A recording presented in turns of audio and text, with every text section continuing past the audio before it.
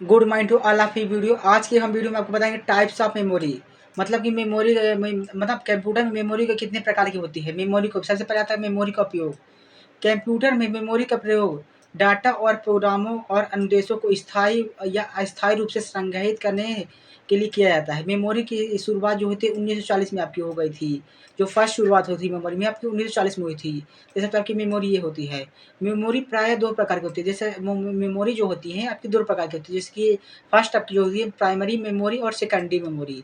Primary जो आपकी computer पहले से लगाई जाती है और सेकेंडरी जो कि बाहर से लगाई जाती है। इस तरह उदाहरण समझ सकते हैं। प्राइमरी मेमोरी और इंटरनल मेमोरी और सेमी कंडक्टर मेमोरी, ये मेमोरी तीनों एक ही मानते हैं। जो प्राइमरी मेमोरी होती है दोस्तों आपकी, वो इंटरनल मेमोरी कहलाती है। वही आपकी सेमी कंडक्टर मेमोरी कहलाती है। आपकी दूसरी जो मेमोरी सेकेंडरी मेमोरी, जब हमें बड़े बैकअप की आवश्यकता होती है तब हम सेकेंडरी का मेमोरी का उपयोग करते हैं। जब हमें बड़े बैकअप की आवश्यकता हो तब हम इसका सेकेंडरी मेमोरी का उपयोग करते हैं। आइए जानते हैं इसका विस्तार रूप से मेमोरी के बारे में। आप इसका स्क्रीनशॉट भी ले सकते हैं। देखिए कंप्यूटर क्लासेस मेमोरी, देखिए मेमोरी ये हो गई आपकी, एक हो गई आपकी ये प्राइमरी मेमोरी, एक हो गई आपकी ये सेकेंडरी मेमोरी। अरे तो तीसरी मेमोरी होती है ये कैश मेमोरी होती है। देखिए जो प्राइमरी मेमोरी की देखिए सामने हमारे रजिस्टर है, ये देखिए रजिस्टर और कैश मेमोरी ये बीच में रहती है। इसको हम आगे चल के बताएंगे आपको। देखिए जो प्राइमरी में आती है आपकी रैम और रोम आती है। और इसी में रैम के अंदर आपकी जो दो मेमोरी आती है, स्टैटिक रैम और डायनेमिक रैम। आपकी जो रोम में आती है वो तीन मेमोरी आती है, जिसकी PROM, EPROM, EEPROM electronic is a program में रीड ऑनली मेमोरी। इसका हम बाद में चर्चा करेंगे। अब आपकी आती है मेमोरी सेकेंडरी में, जो आपकी बाहर से लगाती है। सेकेंडरी मेमोरी में आपकी हार्ड डिस्क, मैग्नेटिक टेप और CD DVD जिप और डिस्क और भी कई मेमोरी लगाती है। और चेक आपकी जो कैश मेमोरी है वो आपकी CPU के बीच में लगाई जाती है। आप इसका भी स्क्रीनशॉट ले सकते हैं। हाँ, देख सकते हैं प्राइमरी मेमोरी। सबसे पहले आपकी प्राइमरी मेमोरी क्या है आपकी थोड़ी है यहाँ पास, वह यूनिट, जैसे देखिए वह यूनिट जो सीधे सीपीयू में जो कि सीपीयू के संपर्क में रहता है और हर समय कंप्यूटर से जुड़ा रहता है, प्राइमरी मेमोरी रहता है। जैसे देखिए जो चीज़ सीधे सीपीयू से जुड़ी रहती है वो हमारी प्राइमरी मेमोरी कहलाती है। जब कंप्यूटर का निर्माण होता है तभी प्राइमरी मेमोरी लगाई जाती है। जब जैसे कि देखिए दोस्तों, जब आप नया कंप्यूटर लेते हैं तभी ये आपकी प्राइमरी मेमोरी पहले से ही लगी होती है। यह मेमोरी एक अस्थायी वोलेटाइल मेमोरी है, जिसमें इसमें विद्युत सप्लाई बंद होने के बाद डाटा पूरी तरह समाप्त हो जाता है। एक प्रकार से आपकी ये रैम कहलाती है मेमोरी। प्राइमरी मेमोरी की गति तीव्र होती है तथा स्टोरेज क्षमता सीमित होती है। जैसे आप दोस्तों देखते होंगे कि आपकी जो फ़ोन में रैम होती है वो आपकी स्पीड में कहलाती है, लेकिन उसमें आप डाटा रैम में सेव नहीं कर सकते, वो डाटा आपको स्टोरेज में सेव होगा। इसलिए रैम तो मात्र स्पीड आपकी बढ़ाती है, लेकिन स्टोरेज जो होता है आपका डाटा सेव करने के काम आता है। प्राइमरी मेमोरी अनेक छोटे-छोटे भागों में बँटी होती है, जिसे सेल या लोकेशन कहा जाता है। प्राइमरी मेमोरी आपके मुख्य रूप से रैम और रोम में कहलाती है। देखिए प्राइमरी जो कि जैसे कि आप नया फ़ोन है आपका, उसमें आपकी रैम और रोम ही मेन पहले से ही डाली जाती है।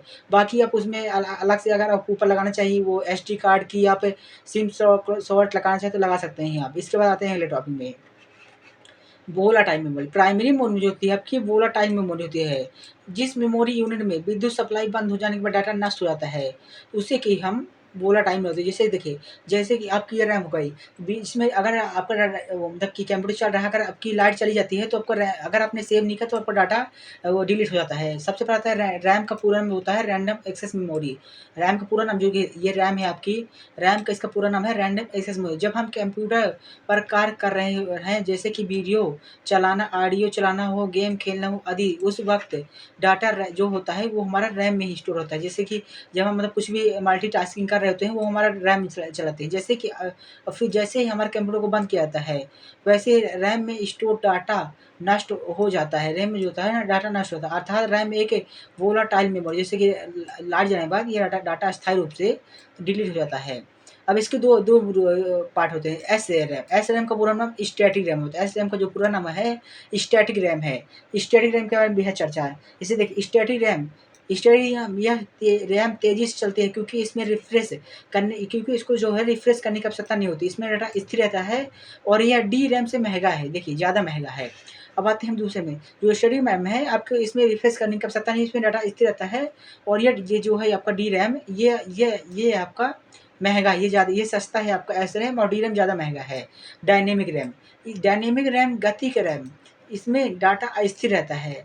इसमें इसको बार-बार रिफ्रेश करने की आवश्यकता होती है। जैसे कि आपका इसकी डायनेमिक रैम देखिए ज़्यादा महँगा है तो भी इसको बार-बार रिफ्रेश करने की आवश्यकता होती है।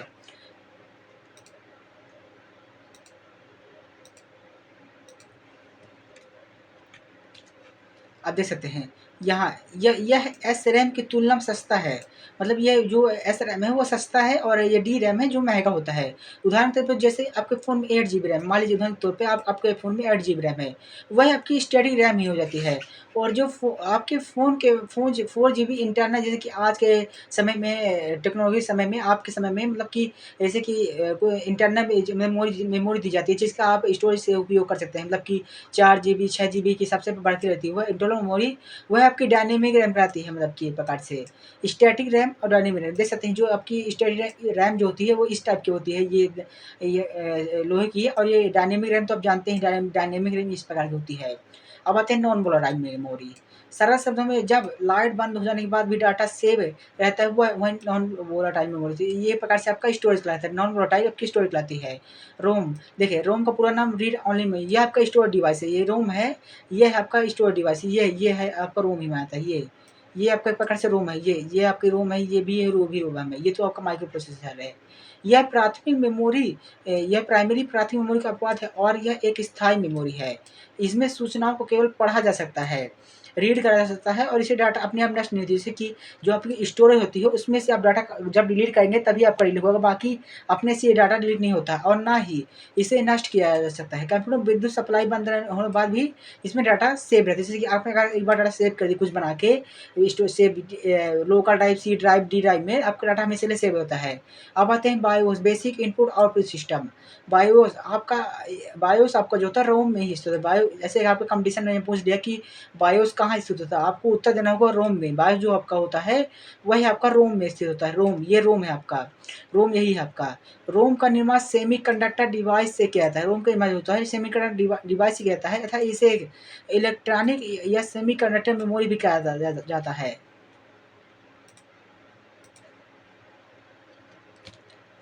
रोम में कंप्यूटर को स्टार्ट करने के लिए आवश्यकता सूचना जैसे कि इंस्ट्रक्शन सेट तथा सिस्टम बूट प्रोग्राम स्टोर किया जाता है। जिसे रोम में बायोस बेसिक इनपुट बायोस का जैसे कि मान लीजिए आपका पूरा नाम पूछ लिया कि बायोस का पूरा नाम क्या है, तो बायोस का जो पूरा नाम है बेसिक इनपुट आउटपुट सिस्टम होता है।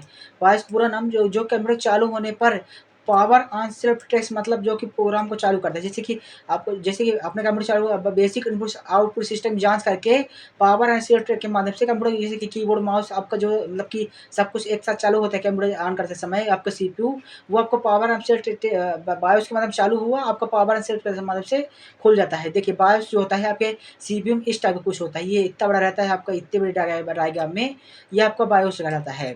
पावर एंड शेयर ट्रैक के बारे में जानकारी बेसिक इनपुट आउटपुट सिस्टम वह है जो कि कंप्यूटर के इनपुट और आउटपुट डिवाइस की जांच करता है। बेसिक आउटपुट जो सिस्टम है वो आपकी इनपुट और आउटपुट डिवाइस की जांच, लेकिन पावर एंड सेल्फ टेक्स्ट वह टेक्स्ट है जो कि कंप्यूटर को उपयोग के लायक बनाता है। साथ ही यदि किसी इनपुट और आउटपुट डिवाइस में गड़बड़ी है तो उसे स्क्रीन पर प्रदर्शित है। अब देखें कभी ना कभी आपके कंप्यूटर में कुछ ना कुछ गड़बड़ी हो जाती है तो आपकी स्क्रीन के नीचे मतलब कि स्टेटस बार में यहाँ पर डाटा दिखाने लगता है कि मतलब कि यहाँ पे मतलब कि आपको कुछ प्रॉब्लम है तो आप दिखाए मतलब कि आपको इसको सुधार करनी है। जैसे कि कोई अपडेट आया तो यहाँ पर डाटा आपका स्टेटस बार में शो करेगा। बूटिंग 2 प्रकार की होती है। जैसे बूटिंग में आप कंडीशन पे होते हैं, एक होती है कोल्ड बूटिंग, एक होती है वार्म बूटिंग। आप बूटिंग इस प्रकार से मतलब तरीका से जैसे जब किसी कंप्यूटर को शुरुआत में ऑन किया जाता है तब उस समय कंप्यूटर चालू करने में जो बूटिंग प्रक्रिया होती है उसे कोल्ड बूटिंग जैसे कि उदाहरण तौर पर जैसे कि आप कोई कंप्यूटर जैसे कि आप बटन स्विच ऑन कर रहे हैं तो आपकी शुरुआती जब होता है कंप्यूटर आपका कोल्ड बूटिंग कहलाता है। अब आपका वार्म बूटिंग जब कंप्यूटर ऑन रहता है यदि उसे बिना बंद किए उसे हम रीस्टार्ट करते हैं या ये तो उस कंप्यूटर चालू होने में जो बूटिंग प्रक्रिया होती है उसे हम वार्म बूटिंग। जैसे देखिए अगर अब मतलब आपका कंप्यूटर चालू है उसके बाद आपको मतलब कि रिबूट करना है मतलब कि कुछ शट डाउन करना है कि रिबूट करना है कुछ भी करना है। रिबूट करने के बाद जब ऑटोमेटिक आपका कंप्यूटर ऑन हो जाता है तो उसको हम वार्म बूटिंग कहा जाता है आपका। अब आता है आपकी जो प्रोग्राम आपकी वही स्टेटेड रैम में आपकी प्रोग्राम में रीड ओनली मेमोरी जो पीआरओ का पूरा नाम है प्रोग्राम में रीड ओनली मेमोरी। ये आपका प्रोग्राम इस प्रकार के प्रोग्राम में रीड ओनली मेमोरी होती है, इस टाइप की होती है प्रोग्राम में जो कि सीपीयू के अंदर लगे होते हैं। इसमें मेमोरी बनाते समय डेटा स्टोर कर दिया जाता है और ना तो फिर ना तो इसे बदला जा सकता है और ना ही इसे मिटाया जा सकता है। मतलब जो आपकी प्रोग्राम में रीड ओनली मेमोरी होती है, ना इसे बदला जाता है और ना ही मिटाया जा सकता है। इसमें डाटा स्टोर करने के लिए एक विशेष उपकरण का उपयोग किया जाता है, जिसे हम PROM बर्नर कहा जाता है। इसमें डाटा स्टोर करने के लिए राइट करने के लिए रीराइट जो भी करते हैं, विशेष उपकरण का उपयोग करते हैं, जिसे PROM बफर कहा जाता है, बर्नर कहा जाता है। इसमें जो डाटा राइट किया जाता है वह मतलब स्टोर किया जाता है, वो हमेशा बरकरार रहता है। जैसे कि पहले के समय मतलब शुरुआत में जो मतलब डाटा आपको कंपनी डाल के देती है, वो आपको जैसे कि आपका लोकल ड्राइव बनी हुई है मतलब कि, तो वो आपकी पहले से ही डाल दी जाती है। अब आते हैं EPROM। आपका जो EPROM का पूरा नाम erasable programmed read only memory. इसमें डाटा को स्टोर करने के साथ-साथ हटाया भी जा सकता है। इसमें जो डाटा है आपका, वो करने के साथ-साथ आपके हटाया भी जैसे कि यहाँ पर करने के साथ-साथ हटाया भी सकता है और नया डाटा स्टोर भी किया जा सकता है। मतलब इसमें आप डाटा को चेंज भी कर सकते हैं। जो आप ये वाली इरेज़ेबल प्रोग्रामेड रीड मेमोरी, इसमें आप डाटा चेंज कर सकते हैं और इसमें आप नहीं चेंज कर सकते हैं। इसमें डाटा स्टोर करने के लिए पराबैंगनी किरणों का उपयोग जिस कारण यह डाटा ये को पाता है, यह चल पाता है, मतलब कि डाटा सेव हो पाता है इसमें। ये आपकी देख सकते, ये आपकी सीपीयू को, ये भी आपके एक प्रकार से लगी होती है सीपीयू के अंदर। अब आती है तीसरे EEPROM। जैसे EEPR को पूरा आपका फुल फॉर्म में पूछे कंपटीशन एग्जाम में, तो आपका electronical erasable programmed read only memory. जो EEPRO का पूरा नाम है, electronic erasable programmed read only memory होता है। इसको हम आगे चर्चा करेंगे। इस प्रकार के रोम को कंप्यूटर में हम जब कंप्यूटर सर्किट से निकाल कर एडीसी की सहायता से प्रोग्राम को हटाकर नया प्रोग्राम डाल सकते हैं। इसे फ्लैश मेमोरी भी कहते हैं। जैसे कि देखिए, इलेक्ट्रॉनिक इरेज़ेबल प्रोग्राम में रीड आने जो मेमोरी होती है, इसमें हम कुछ भी मतलब कि जो भी डाटा निकाल सकते हैं और डाल सकते हैं, कुछ भी मतलब चेंज नहीं कर सकते। जो भी हमें मतलब कि इसका पार्ट चेंज नहीं खराब होगा तो निकाल के भी कुछ मिटा भी सकते हैं। मतलब कुछ भी लिख कर मिटा भी सकते हैं या दोबारा इसे लिख सकते हैं। मतलब ये आपकी इरेज़ेबल प्रोग्राम में रीड ओनली मेमोरी होती है। अब यहाँ से आपका प्राइमरी मेमोरी खत्म, ये सभी आपके रैम और रोम में ही स्थित हो रहते हैं कहीं न कहीं। आपकी देखिए, ये रैम होगी और आपकी रोम हो गई। अब आते हैं हम अपनी सेकेंडरी मेमोरी में।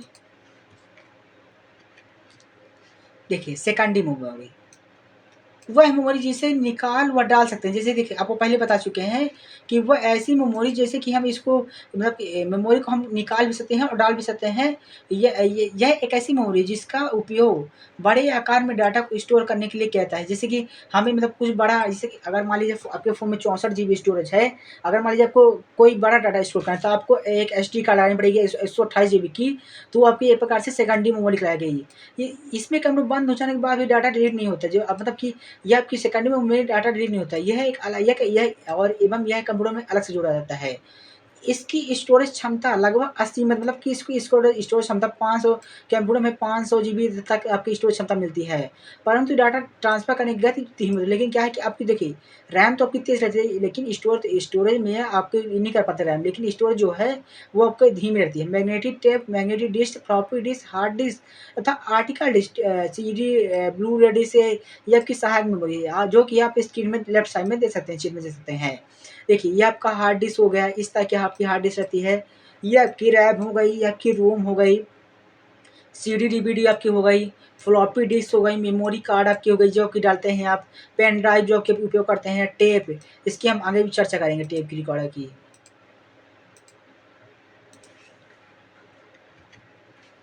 अब आता है आपका एचएचडी, हार्ड डिस्क ड्राइव। आपकी जो सेकेंडरी मेमोरी सबसे पहले आती है आपकी हार्ड डिस्क ड्राइव। यह एक सेकेंडरी मेमोरी है जिसका उपयोग बड़े डाटा को अमाउंट करने के लिए, स्टोर करने के लिए किया जाता है, वो हार्ड डिस्क। इसमें डाटा स्टोर करने के लिए मैग्नेटिक टेक्निक का उपयोग किया उपयोग डाटा को स्टोर करने के लिए किया जाता है। हार्ड डिस्क ट्रैक और सेक्टर में बटी, जैसे कि देखिए, आप जो आपकी जो हार्ड डिस्क है वो ट्रैक और सेक्टर में बटी होती है यहाँ पे डाटा में। आप इस चीज़ में देख सकते हैं। और हार्ड डिस्क में एक प्लेट है, जैसे कि यहाँ पर प्लेट लगी हुई देखिए, जो कि ट्रैक और सेक्टर में डिवाइड होती है, जैसे कि इस ट्रैक और सेक्टर में डिवाइड होती है। कंप्यूटर का ऑपरेटिंग सिस्टम विभिन्न एप्लीकेशन सॉफ्टवेयर तथा डाटा को सूचनाओं हार्ड डिस्क में स्टोर, देखिए जो आपका ये गोल है, ये आपकी स्टोर की जाती है। हार्ड डिस्क में केवल उसे पढ़ा जाता है, उसमें एवं उसमें लिखा जा सकता है। जब हम ट्रैक और सेक्टर में पहुँचते हैं तो पहुँचने में लगा समय ही हमारे लेटेंसी टाइम रहता है।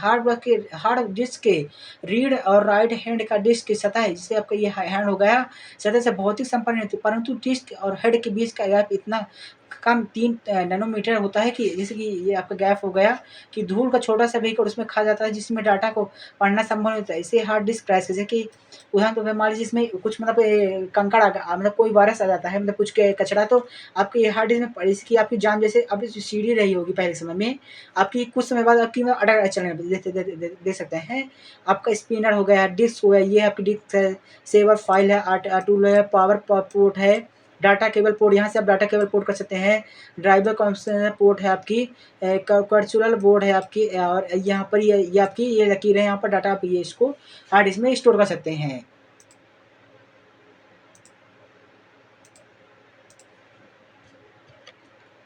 अब आता है आपके सेकेंडरी में दूसरी मेमोरी होती है कंपैक्ट डिस्क, सीडी का पूरा नाम कंपैक्ट डिस्क। आप सभी ये न कहीं ये मेमोरी तो ये आपकी जो सीडी है कहीं न कहीं आपने देखे हुए है। हार्ड डिस्क का दूसरा नाम आज के समय में इसका ऑप्टिकल डिस्क है। यह एक सीडी कार्बोनेट से बना होता है, गोल्ड डिस्क है। देखिए ये गोल्ड डिस्क है आपकी, जिसकी सतह पर प्रकाश को परिवर्तित करने के लिए एक एल्यूमीनियम की परत चढ़ाकर चमकदार, जैसे कि ये देख सकते हैं आपकी चमकदार ये परत दिखाई दे रही है। इस पद्धति में सीडी में डाटा स्टोर करने के लिए लेजर बीमक पद्धति का उपयोग करता है, जिसे एक ऑप्टिकल डिस्क या लेजर डिस्क कहते हैं। देखिए इसमें लेजर की मदद से डाटा स्टोर किया जाता है। सीडी में 700 से 750 एमबी तक डाटा स्टोर किया जाता है, और ऑप्टिकल डिस्क में डॉट पिट्स और तथा लैंड्स में स्टोर किया जाता है। डिस्क पर डाटा लिखने के लिए उच्च क्षमता व लेजर बीमा का प्रयोग करते हैं, जिसमें डिस्क की सतह से अति सूक्ष्म, जैसे कि इसमें अगर मान लीजिए कोई पिक्चर को मतलब सेव किया जाता है, तो इसकी मतलब कि लेजर बीमा माध्यम से इसमें डाला जाएगा, तो इसमें छोटे-छोटे गड्ढे बन जाते हैं, जिनके पीछे अंदर ये पिक्चर सेव हो जाती है, जिन्हें बिट्स कहा जाता है। गड्ढों के बीच समतल क्षेत्र को लैंड्स कहा जाता है। हार्ड डिस्क की सबसे बड़ी मेमोरी यूनिट टीबी आपको पहले बता चुके हैं पहली वीडियो में, टेराबाइट मतलब कि टीबी मतलब टेराबाइट होता है आपकी। सीडी के प्रकार आपके 3 होते हैं। देखिए सीडीआर, रो और डीवीडी होता है। CD card reader record compared to CD only memory, जिसमें हम किसी व्यक्ति का फ़ोन रिकॉर्ड कर सकते हैं, उसे हम सीडीआर कहते हैं। और सीडी रो कंपैक्ट डिस्क रिकॉर्डेबल ड्राइव, यह विशेष प्रकार की मेमोरी है जिस पर डाटा एक बार ही राइट किया जाता है, और इसे कई बार रीड किया जाता है। इसे आप लिख भी सकते हैं और पढ़ भी सकते हैं। इसका उपयोग डेटा को स्टोर करने के लिए किया जाता है। अब आपकी आती है डिजिटल वर्सटाइल डिस्क। डिस्क का फुल मान होता है आपका वर्सटाइल डिस्क होता है। इसका उपयोग डेटा को संग्रहित करने के लिए किया जाता है। यह सीडी के समान आकार का ही होता है। जैसे आपको पहले बताते थे, यह गोल का होता है, इसकी भरना क्षमता अधिक होती है। यह एक ऑप्टिकल डिस्क है। डीवीडी में एक बार डाटा राइट करने के बाद अनेक बार पढ़ा जाता है। इसकी स्टोरेज क्षमता 4 जीबी से लेकर आपकी जो होती है डीवीडी की 70 जीबी तक स्टोरेज, इसकी जो स्टोरेज डिवाइस है गीगाबाइट तक होती है। डीवीडी में दोनों साइड डेटा स्टोर हो जाता है। दोनों साइड डेटा स्टोर होने के कारण इसकी स्टोरेज क्षमता होती है। यह 2 प्रकार से, तो डीवीडीआर और डीवीडी आरडब्ल्यू होता है। जैसे कि देखिए जो डीवीडी है आपका दोनों साइड डाटा स्टोर कर सकता है। इसका महत्व आज के समय में अधिक माना जाता है। अब आता है तीसरा आपका मैग्नेटिक टेप। आपको बताते हैं क्षेत्र में मैग्नेटिक टेप। अगर आपको बड़ी मात्रा में डाटा स्टोर करना है, जैसे कि आपको सबसे ज़्यादा मतलब सबसे ज़्यादा मतलब स्टोरेज आपका मैग्नेटिक टेप करता है, तो आप मैग्नेटिक टेप का उपयोग कर सकते हैं। कि इसमें चाहे कितनी भी पढ़ा जा सकता है और कितनी भी मिटा भी जाता है। इसमें कुछ भी मतलब करते रहिए। यह एक प्लास्टिक के रिबन पर चुंबकीय पदार्थ आयरन ऑक्साइड और क्रोमियम डाइऑक्साइड की परत चढ़ी होती है। इसमें आपकी प्लास्टिक परत में इसमें एक आयरन की परत चढ़ी होती है। ये इसमें इसका सबसे बड़ा उपयोग क्या होता है, अगर मान लीजिए आपको कोई बहुत बड़ा डाटा 10-20 जीबी तक का लेना हो, तो बड़े बैकअप डाटा लेने के लिए आपको मैग्नेटिक टेप का उपयोग लिया जाता है। फास्ट बैकअप डाटा इसमें ओनली मैग्नेटिक टेप में ही आपको उपलब्ध होता है। ये आपका सबसे सस्ता और सबसे मतलब बेस्ट आपका डाटा माना जाता है। अच्छा मतलब कि आपका स्टोरेज के काम में आता है आपका मतलब कि बैकअप सब जैसे कि आपका कंडीशन में पूछ लिया कि सबसे अधिक मतलब बैकअप लेने का डाटा कौन सा है, तो आपको मैग्नेटिक टेप ही आपको आंसर में लिखना होगा। अब आता है एफडीडी फ्लॉपी डिस्क ड्राइव। यह एक प्लास्टिक का बना वृत्ताकार डिस्क होता है जिस पर एक चुंबकीय पदार्थ की लेप चढ़ी होती है। इसमें डाटा स्टोर करने के लिए मैग्नेटिक टेप का उपयोग होता है। फ्लॉपी डिस्क की भंडारण क्षमता 1.44 एमबी तक होती है, जबकि उस क्षमता पर फ्लॉपी डिस्क क्षमता 2.88 एमबी तक हो जाती है। कंप्यूटर में इसे पढ़ने के लिए फ्लॉपी डिस्क ड्राइव का प्रयोग किया जाता है, जिसे ड्राइव ए नाम दिया गया है। जैसे देखिए फ्लॉपी डिस्क का आकार आपका इस टाइप का होता है। आपके कंपटीशन मान लीजिए पूछ ले कि फ्लॉपी डिस्क का आकार किस टाइप का होता है, तो फ्लॉपी डिस्क का आइकन होता है क्विक एक्सेल टूल बार की तरह होता है, जो कि एमएस वर्ड के टाइटल बार में होता है। देख सकते हैं आपके क्विक एक्सेल टूल बार की तरह आपका फ्लॉपी डिस्क इस टाइप की होती है, जो कि आपके सीपीयू के अंदर में लगाई जाती हैं। अब आता है आपको 5वां number BRD Blu-ray disk. जैसे मान लीजिए आपको कंपटीशन में पूछ लिया कि BRD का पूरा नाम ब्लू रेयर डिस्क है। यह भी एक ऑप्टिकल डिस्क है। यह हाई स्टोरेज कैपेसिटी के मीडिया भंडारण में लोकप्रिय है। यह आपके हाई टेक्नोलॉजी मीडिया में आपका भंडारण विपरीत है। इसमें डाटा स्टोर करने के लिए Blu-ray disc wireless laser किरणों का प्रयोग किया जाता है। इसकी भंडारण क्षमता 25 जीबी से एक लेयर तथा एक लेयर में आपकी 25 जीबी तक होती है इसमें। और जबकि एक लेयर 2 लेयर में 50 जीबी तक हो जाती है। धूल या खरोच से इसके खोने का डर मतलब खराब होने का डर नहीं रहता है।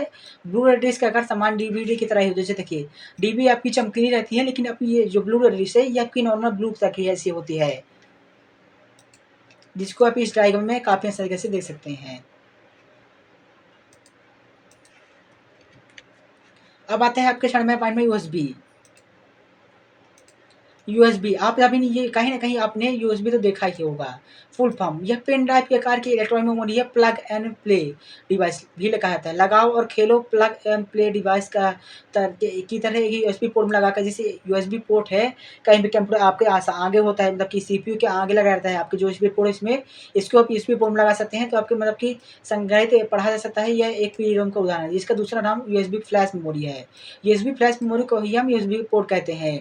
ये प्लग एंड प्ले डिवाइस कहता है। इसका दूसरा नाम है आपका इसका इसकी जिसमें स्थायी यह एक स्थायी मेमोरी जिसमें विद्युत द्वारा पुराने डाटा या प्रोग्राम को हटाकर नया प्रोग्राम या लिखा जा सकता है। यह EEPROM का उदाहरण है। देखिए यह आपका ये यहाँ से आप मतलब किसको लगा सकते हैं, यूनिवर्सल सीरियल बस। ये भी आपका एक प्रकार से यूएसबी है। दो भाग जोड़ना है, जैसे कि आप देख सकते हैं ये आपकी केवल मोबाइल में लगा चार्ज लग जाएगी, और ये आपकी उसमें चार्ज क्या कहते हैं आपकी जो मोबाइल की आपकी रहती है लगाते हैं जहाँ आप चार्ज करने के लिए, आप इसको मतलब कि उसमें आप डाटा को भी मतलब कि डाटा को भी बैकअप ले सकते हैं। इसमें डाटा को परिभाषित संग्रहित पढ़ा और रीड किया जा सकता है। इसकी स्टोरेज क्षमता गीगाबाइट तक हो सकती है। इसमें डाटा ट्रांसफर करने की गति भी तेज होती है तथा इसे 10 वर्षों तक सुरक्षित किया जाता है। अगर इसकी मदद से आपने अगर बैकअप ले रहे हैं इसका तो शेयर के माध्यम से, तो आप 10 वर्षों के इसको डाटा को सेव कर सकते हैं। अब आता है रजिस्टर। रजिस्टर आप जैसे आप जानते हैं, रजिस्टर जो है कि आपके एक प्रकार से डाटा स्टोर करता है आपको। What is CPU register? ये देखिए ये आपके सीपीयू है, इसी के अंदर आपके रजिस्टर में ही आपकी डाटा सीपीयू के अंदर ही आपकी रजिस्टर स्पीड के लिए आपकी लगाई जाती है register memory. Register memory computer की मेमोरी एक भाग होते हैं जो कि अधिकतर प्रोसेसर है। ये भी प्रोसेसर जो कंप्यूटर का होता है इसी के अंदर पाई जाती है। जैसे कि आज के समय में आईटेल है और मीडियाटेक हीलियो G88 है और क्वालकॉम स्नैपड्रैगन, ये सभी आपके हाई हाई क्वालिटी मीडिया पे और स्नैपड्रैगन डायमेंसिटी आपके जो अभी के प्रोसेसर लेटेस्ट प्रोसेसर आ गए हैं। यह किसी छोटा सा सिस्टम है जो कि तुरंत कार्य करने के लिए डेटा को उपलब्ध करता है। रजिस्टर मेमोरी उन डेटा निर्देशों रहता है जिन पर तुरंत कार्य करना होता है, इसे प्राथमिक स्टोरेज मेमोरी कहता है। एक प्रकार से आपका प्राथमिक मेमोरी कहलाता है।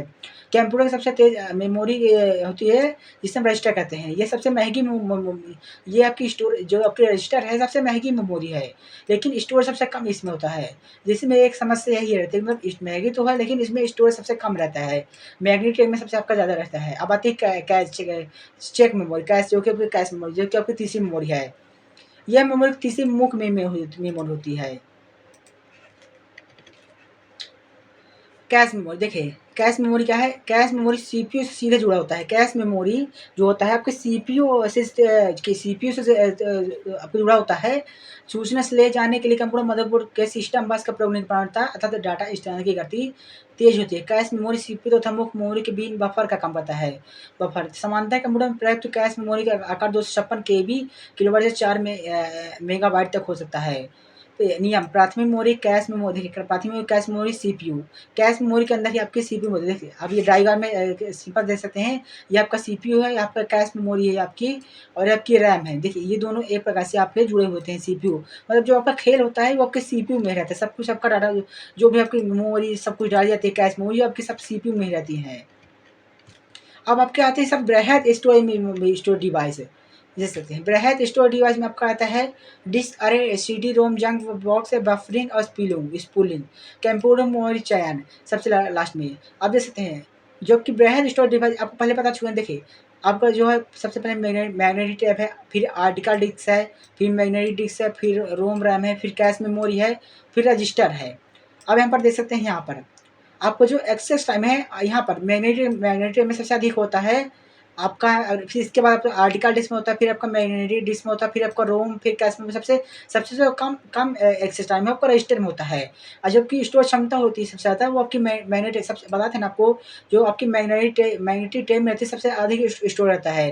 फिर इसके बाद आपका आर्टिकल डिस्क में रहता है, फिर इसके बाद मैग्नेटिक डिस्क में रहता है। यहाँ पे देख सकते हैं लिखा है ना, अधिक सबसे अधिक मैग्नेटिक डिस्क में, और सबसे कम यहाँ पर रजिस्टर में। और फिर आपका रोम में, फिर कैश में सबसे कम आपको जो होता है एक्सेस टाइम और स्टोरेज, वो आपका सबसे कम रजिस्टर में रहता है। और आपकी सेमीकंडक्टर मेमोरी, यहाँ देखिए आपकी सेमी मेमोरी कराती है और कराती है। और जो कि इसकी कीमत सबसे कम, देखिए मैग्नेटिक की सबसे कीमत कम है, फिर इसके बाद इसकी ज़्यादा आर्टिकल डिस्क की कीमत ज़्यादा है, फिर मैग्नेटिक डिस्क की ज़्यादा, फिर रैम रोम की ज़्यादा है, फिर कैश मेमोरी ज़्यादा है। सबसे ज़्यादा आपको पता था रजिस्टर की, आपकी जो सबसे ज़्यादा वो मतलब की कीमत है सबसे ज़्यादा रजिस्टर की होती है। और इसे गति लिखे ना, गति सबसे ज़्यादा धीमी होती है और तीव्र, जैसे देखिए होता तो इसकी जो गति है इसकी धीमी, लेकिन स्टोरेज सबसे ज़्यादा इसमें अधिक होता है।